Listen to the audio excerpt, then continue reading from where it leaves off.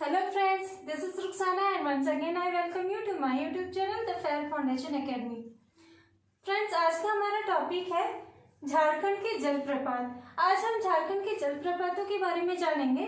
Friends, जलप्रपात किसे कहते हैं? तो जलप्रपात उन धाराओं को या उन नदियों को कहते हैं जो पहाड़ों या चट्टानों से होकर नीचे गिरते हैं, एक कुछ ऊंचाई से नीचे गिरते हैं और उनकी धाराएं जो एक मनमोहक दृश्य उत्पन्न करते हैं।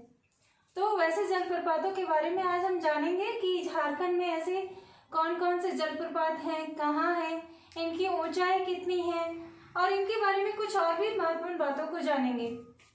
चलिए स्टार्ट करते हैं। बट बिफोर दैट फ्रेंड्स, मैं आप लोगों से रिक्वेस्ट करना चाहती हूँ कि मेरे चैनल पे जो भी न्यू लोग हैं अगर उन लोगों ने अभी तक मेरे चैनल को लाइक, शेयर और सब्सक्राइब नहीं किया तो प्लीज़ कर दें, ताकि मेरे आने वाले अगले क्लासेस के भी नोटिफिकेशंस आपको मिलते रहें। चलिए स्टार्ट करते हैं हमारा आज का क्लास। चलिए देखते हैं हमारे कौन कौन से जलप्रपात हैं। फ्रेंड्स, हमारे झारखंड में बहुत सारे जलप्रपात हैं, अनेकों जलप्रपात हैं। तो उन सभी को एक क्लास में कवर कर पाना थोड़ा मुश्किल था, तो मैंने इसे 2 क्लासेस में डिवाइड किया है। तो आज हम कुछ जलप्रपातों को आज देखेंगे और कुछ जलप्रपातों के बारे में हम हमारे नेक्स्ट क्लास में देखेंगे। चलिए स्टार्ट करते हैं। ये हमारा झारखंड का मैप है। इसमें हम कुछ जिलों के जलप्रपातों को देखते हैं पहले और हम सिर्फ उन्हीं जलप्रपातों को मुख्य रूप से देखेंगे जो कि हमारे एग्जाम्स की दृष्टि से बहुत महत्वपूर्ण है। चलिए स्टार्ट करते हैं। हमारा फर्स्ट हम देखते हैं गुमला। तो गुमला जिले में हमारे कौन कौन से जलप्रपात है? तो वो है प्रेमाघाग। फर्स्ट में प्रेमाघाग, फिर है नागफेनी, फिर है सेरका, हेपाद, सदनी। फ्रेंड्स, मैं आप लोगों को इन सब के बारे में डिटेल्स पे भी बताऊंगी, लेकिन कुछ जलप्रपात ऐसे हैं जिनके बारे में एग्जाम्स में सिर्फ ये पूछा जाता है कि वो किस जिले में है। तो उनको हम सिर्फ उनके जिलों के बारे में ही पढ़ेंगे कि वो किस जिले में है, और जो एग्जाम की दृष्टि से महत्वपूर्ण है कि उनके बारे में कुछ और जानना चाहिए तो मैं उसे भी आप लोगों को बताऊंगी। तो प्रेमाघाग कहाँ है? ये है गुमला में। नागफेनी भी हमारा गुमला में, सेरका ये भी गुमला में, हेपाद ये भी गुमला में। इन चारों के बारे में मोस्टली हमें सिर्फ इनके स्थानों के बारे में पूछा जाता है, ये किस जिले में है। तो ये चारों हमारे गुमला जिले में है। गुमला जिले का और एक मैंने लिखा हुआ है सदनी जलप्रपात। इसके बारे में हमें कभी कभी पूछा जाता है कि इस जलप्रपात का उद्गम स्थल किस नदी में है? तो इसका उद्गम स्थल है शंख नदी पर। ये कौन सी नदी पर है? ये शंख नदी पर है। इसकी ऊंचाई कितनी है? तो इसकी ऊंचाई है 200 फीट। इसकी ऊंचाई लगभग 200 फीट है और ये किस नदी पर है? ये शंख नदी पर है। फिर हम चलते हैं सिमडेगा। ये देखिए हमारा सिमडेगा। सिमडेगा में कौन सा जलप्रपात है? तो वो है हमारा केलाघाग। और केलाघाग किस नदी पर है? ये हमारा छिंदा नदी पर है।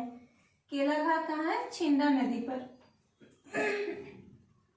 नेक्स्ट हम देखते हैं खूंटी। खूंटी में हमारा कौन सा जलप्रपात है? ये हमारा पंचघाग। खूंटी में हमारा पंचघाग। फिर देखते हैं हमारा ईस्ट सिंहभूम। ईस्ट सिंहभूम में हमारा है धारागिरी। फिर हम देखते हैं हजारीबाग। ये हमारा हजारीबाग। हजारीबाग में फ्रेंड्स हमारा है बोकारो जलप्रपात। फ्रेंड्स, कभी कभी हम बहुत ज्यादा कंफ्यूज हो जाते हैं कि बोकारो जलप्रपात तो नाम से ही हमें पता चलता है कि ये हमारे बोकारो जिले में होगा, लेकिन ये गलत है। बोकारो जलप्रपात हजारीबाग जिले में है।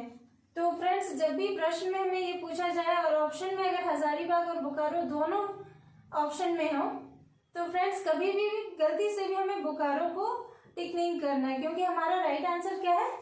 हजारीबाग। फिर हमारा गिरिडीह। गिरिडीह में कौन सा जलप्रपात है? तो ये हमारा है उसरी जलप्रपात। गिरिडीह में हमारा उसरी जलप्रपात है। और फ्रेंड्स, ये जो उसरी जलप्रपात है ये किस नदी पर है? तो ये नदी भी है उसरी नदी पर। उसरी जलप्रपात किस नदी पर है? तो यह है उसरी नदी पर। फ्रेंड्स ये थे हमारे कुछ जलप्रपात। इसके बाद कुछ और भी जलप्रपात है जो बहुत ही ज्यादा महत्वपूर्ण है एग्जाम की दृष्टि से। वो सभी रांची में है। और कौन कौन सा है चलिए देखते हैं। फर्स्ट है हमारा जोन्हा। जोन्हा जलप्रपात का अन्य नाम गौतम धारा है।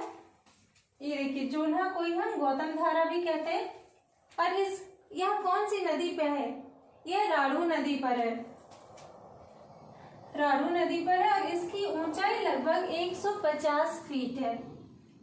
तो जोन्हा नदी का अन्य नाम क्या है? गौतम धारा। इसकी ऊंचाई लगभग 150 फीट और ये कौन सी नदी पर है? तो यह है राड़ू नदी पर। फिर देखते हैं हमारा सेकंड दशम जलप्रपात। दशम जलप्रपात हमारा कौन सी नदी पर है? तो ये हमारा कांची नदी पर। दशम जलप्रपात कांची नदी और इसकी ऊंचाई है लगभग 144 फीट। दशम जलप्रपात की ऊंचाई है 144 फीट के लगभग। फिर है फ्रेंड्स हमारा नेक्स्ट वन हुंड्रू जलप्रपात। ये भी हमारा रांची में है और ये कौन सी नदी पर है? तो ये है स्वर्णरेखा नदी पर। स्वर्णरेखा नदी पर इसकी ऊंचाई लगभग 243 फीट है। इसकी ऊंचाई कितनी है? तो ये है 243 फीट। और फ्रेंड्स हमारे झारखंड का ये सेकेंड हाईएस्ट जलप्रपात है। कौन सा? हुंड्रू जलप्रपात। अगर पूछा जाए कि हमारे झारखंड का फर्स्ट ऊंचा जलप्रपात कौन सा है, प्रथम सबसे ऊंचा जलप्रपात, तो वो है बूढ़ाघाट और वो है लातेहार जिले में, जिसके बारे में हम लातेहार जिले के बारे में और भी कुछ जलप्रपात है उनके बारे में हम हमारे नेक्स्ट क्लास में पढ़ेंगे। इसी तरह अगर पूछा जाए पूरे भारत का सबसे ऊंचा जलप्रपात कौन सा है, तो वो है जोग जलप्रपात और ये कौन सी नदी पर है?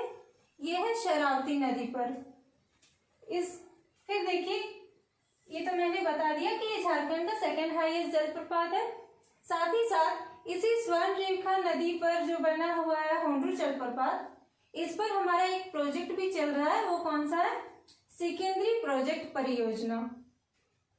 फिर है हमारा नेक्स्ट सीता जलप्रपात। सीता जलप्रपात कहाँ है? तो ये हमारा राड़ू नदी पर है और ऐसी मान्यता है और कि यहाँ सीता माता का एक मंदिर भी बना हुआ है। चलिए नेक्स्ट हम देखते हैं घघारी भी है हमारा रांची में ही। घघारी जलप्रपात भी रांची में है। ये कौन सी नदी पे है? ये जमुनी नदी पर है।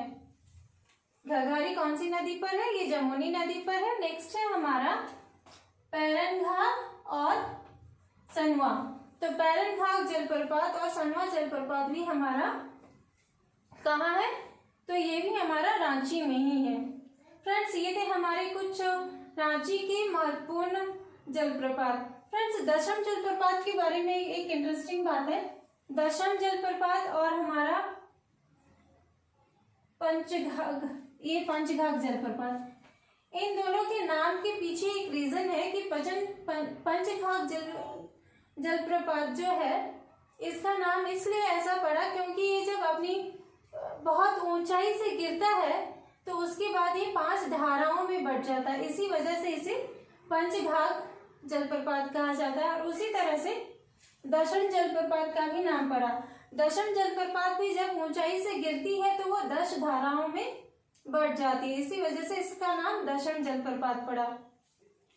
फिर हम देखते हैं यहाँ सदनी जलप्रपात के बारे में एक बात कि सदनी जलप्रपात का जो आकार है वह सर्पाकार है, जिसकी वजह से इसे यह बहुत ही मनमोहक दृश्य उत्पन्न करता है। यहाँ पे बहुत से पर्यटक हर साल पर्यटन के दौर पे जाते हैं।